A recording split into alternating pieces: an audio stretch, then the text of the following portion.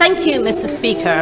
I quote. ব্রিটেনের রাজনীতিতে ক্রমেই গুরুত্বপূর্ণ হয়ে ওঠা লেবার পার্টির তরুণ তুর্কি এবং বাংলাদেশের জাতির পিতা বঙ্গবন্ধু শেখ মুজিবুর রহমানের নাতনি টিউলিপ সিদ্দিক টানা চতুর্থবার এমপি নির্বাচিত হওয়ার পর এবার দেশটির মন্ত্রিসভার সদস্য হয়েছে বলে জানিয়েছে রয়টার্স এবং ব্লুমবার্গ। মঙ্গলবার আলাদা প্রতিবেদনে একথা জানিয়েছে তারা।